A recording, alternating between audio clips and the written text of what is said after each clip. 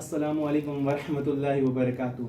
मैं हुज़ैफ़ा खान आप सबकी खिदमत में एक छोटी सी गुफ्तगू करने आया हूँ।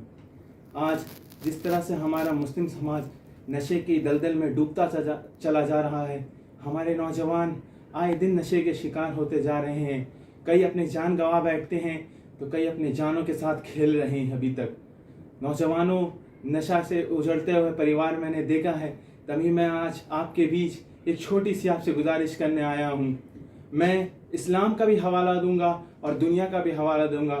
याद रखो कि सही मुस्लिम की एक हदीस मुझे भी याद आ रही है कि ज़ीदान जो कि यमन का एक कबीला था, वो उसका एक शख्स हुजूर सल्लल्लाहु अलैहि वसल्लम की खिदमत में हाजिर होता है और ज़ीदान में मकई का शराब बनता था जिसे वो लोग शरबत की तरह पीते थे। तो वो शख्स जब हुजूर सल्लल्लाहु अलैहि वसल्लम की खिदमत में हाजिर हुआ तो उसने हुजूर सल्लल्लाहु अलैहि वसल्लम से पूछा कि ए मेरे आका, ये जो शरबत है क्या ये शराब क्या ये हराम है मेरे लिए? तो हुजूर सल्लल्लाहु अलैहि वसल्लम ने फरमाया, हर वो चीज़ जिससे तुमको नशा हो वो इस्लाम में हराम करार दिया गया है।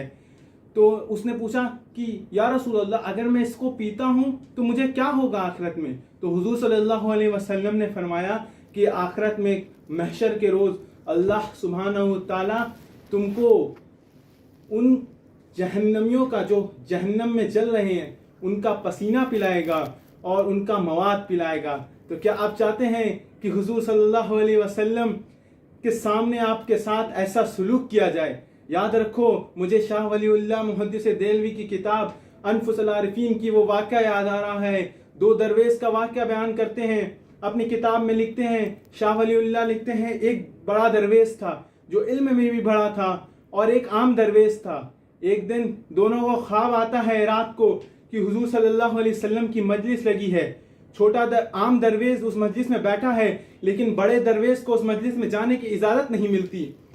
जो आम दरवेश है वो घबरा जाता है कि आखिर क्या बात है कि मेरे इस दोस्त को आने नहीं दिया जा रहा। अगले दिन सुबह वो ये तय करता है कि वो अपने बड़े दरवेश के पास जाए और उससे पूछो कि आखिर क्या बात है कि कल उसे मजलिस में आने की इजाज़त नहीं मिली। वो जब बड़े दरवेश के घर जाता है तो बड़ा दरवेश बहुत परेशान रो रहा था। तो वो पूछता है कि क्या बात है, तुम रो क्यों रहे? तो बड़ा दरवेश कहता है कि कल ख्वाब में हुजूर सल्लल्लाहु अलैहि वसल्लम की मजलिस में मुझे घुसने नहीं दिया गया। तो आम दरवेश कहता, हाँ, मैं उस मजलिस का हिस्सा था। मैंने वहाँ बैठे हुए लोगों से पूछा कि आखिर क्या बात है, ये मेरे दोस्त को आने की इजाज़त क्यों नहीं मिल रही? तो वहाँ के लोगों ने फरमाया कि वो नशा करता था, वो तंबाकू खाता था और उसके मुंह से तंबाकू की बदबू निकल रही थी जिससे हुजूर सल्लल्लाहु अलैहि वसल्लम को पसंद नहीं था, इसलिए उसे मजलिस में आने नहीं दिया गया। तो बड़ा दरवेश क्योंकि आलिम था, वो उसी दिन तहिया करता है कि आज से वो नशा नहीं करेगा, आज से वो तंबाकू नहीं खाएगा। अगले दिन फिर ख्वाब आता है कि इस बार दोनों दरवेश, आम दरवेश भी और बड़े दरवेश भी हुजूर सल्लल्लाहु अलैहि वसल्लम की मजलिस में बैठते हैं और हुजूर सल्लल्लाहु अलैहि वसल्लम बड़े दरवेश को अपने करीब बैठाते हैं। क्या नौजवानों, तुम नहीं चाहते कि तुम्हारे भी ख्वाब में हुजूर सल्लल्लाहु अलैहि वसल्लम का दीदार हो? अगर चाहते हो तुम कि तुम्हारे ख्वाब में भी हुजूर सल्लल्लाहु अलैहि वसल्लम आए तो नौजवानों, खुदा के वास्ते तुम नशे को छोड़ दो, तुम सिगरेट को छोड़ दो, तुम गांजा को छोड़ दो, तुम चरस को छोड़ दो। खुदा की कसम, तुम्हारी दुनिया भी कामयाब होगी, तुम्हारी आखिरत भी कामयाब होगी। इसी अनफुसल आरिफीन में शाह वलीउल्लाह मुहद्दिस देलवी एक नेक आदमी का भी वाक़या लिखते हैं। वो नशा नहीं करता था, वो नमाज कुरान सब करता था, लेकिन एक दिन ख्वाब में देखा कि हुजूर सल्लल्लाहु अलैहि वसल्लम उसके घर में तशरीफ लाए और उसके बाद उल्टे पांव वापस चले गए। आधे दूर आने के बाद वो घबरा गया कि आखिर क्या बात है कि हुजूर सल्लल्लाहु अलैहि वसल्लम मेरे घर तशरीफ लाए और वापस चले गए। वो जाके हुजूर सल्लल्लाहु अलैहि वसल्लम की खिदमत में हाजिर होकर पूछता है कि ए मेरे आका, आखिर क्या बात हुई, आप मेरे घर तशरीफ लाए और वापस चले गए मुड़ के? तो आका सल्लल्लाहु अलैहि वसल्लम ने फरमाया कि तुम्हारे घर में हुक्का रखा हुआ था, तुम्हारे घर में चिलम है जिसकी बदबू मुझे पसंद नहीं, इसलिए मैं घर से निकल गया। क्या नौजवानों और मेरे भाइयों, क्या तुम चाहते हो कि हुजूर तुम्हारे घर में आए और वापस चले जाएं? तो नौजवानों और भाइयों, अपने घर से नशे के सामान को बाहर फेंक दो और जो नमाज पढ़ते हैं, कुरान पढ़ते हैं और नशा करते हैं, खुदा के वास्ते इन्हें नशे को छोड़ दो, वरना ना तुम्हारी नमाज कबूल होगी, ना तुम्हारी ज़कात कबूल होगी, ना तुम्हारा हज कबूल होगा। नौजवानों, आखिर क्या ऐसा इस नशे में रखा है जो तुम्हें इसका मजबूर बना देता है? अरे नशा करना है तो हुजूर सल्लल्लाहु अलैहि वसल्लम की मोहब्बत का नशा करो। खुदा की कसम तुम्हारी आखिरत भी कामयाब होगी, तुम्हारी दुनिया भी कामयाब होगी।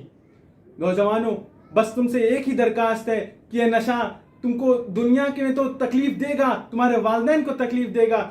इस नशे से कई तरह की बीमारियां, कैंसर जैसी बीमारियां, सख्त बीमारियां तुम फैलती है। तो नौजवानों, खुदा के लिए इस नशे को छोड़ दो, अपना जीवन अच्छे से जियो, नमाज कुरान करो, रसूलुल्लाह सल्लल्लाहु अलैहि वसल्लम की तुम शफकत चाहते हो, उनकी रहमत चाहते हो, तो खुदा के वास्ते नशे से अपना मुंह मोड़ लो। आज अगर तुम तहिया करते हो कि एक दिन अल्लाह के लिए मैं नशा नहीं करूंगा, मैं सिगरेट नहीं पीऊंगा, तो खुदा की कसम अल्लाह तुम्हारे उस एक दिन के बरकत से तुम्हारा इस नशे की आदत को छुड़ा देगा।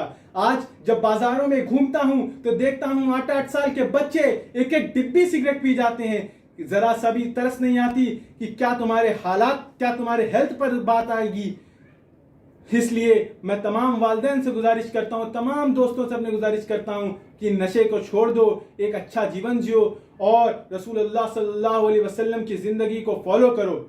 आज हम कहते हैं कि मुसलमान के हालात बद से बदतर होते जा रहे हैं और हम उसका जिम्मेदार आरएसएस को, बजरंग दल को, विश्व हिंदू परिषद को और भाजपा जैसी संस्था को देते हैं, लेकिन नहीं, इसके जिम्मेदार हम मुसलमान खुद हैं। हम मुसलमान हुजूर सल्लल्लाहु अलैहि वसल्लम की के तरीके को, सुन्नत के तरीके पर चलना छोड़ चुके हैं, जिसकी वजह से ये हालात हम पर मुस्तहिक हैं। हम तो इससे भी बदतर हालात के मुस्तहिक है। जिस तरह हमारे गुनाह चल रहे हैं, हम इससे भी बदतर हालात के मुस्तहिक है। वो तो सदका रसूलुल्लाह सल्लल्लाहु अलैहि वसल्लम के आंसुओं का जो अल्लाह हम पर वो अजाब नहीं नाजिल कर रहा जो इसके हम मुस्तहिक हैं। जंग अहद का वाकया आपको याद होगा, जिसमें मुसलमानों को शिकस्ता हाल हुई थी। वो क्यों हुई थी? हुजूर सल्लल्लाहु अलैहि वसल्लम की एक छोटी सी बात को न अमल करने की वजह से मुसलमानों को शिकस्त हुई थी। साहबा जो कि बड़े दीनदार थे, उन्हें उनकी एक छोटी सी चूक से हम जंगे ओहद जैसी जंग हार चुके थे। हुजूर सल्लल्लाहु अलैहि वसल्लम ने एक सहाबियों का एक टोला को एक मखसूस पहाड़ी पर रखा था कि यहाँ पर ही से दुश्मन हमला कर सकते हैं, तुम यहाँ पर ही रहना और मेरी इजाजत के बगैर तुम नीचे मत आना।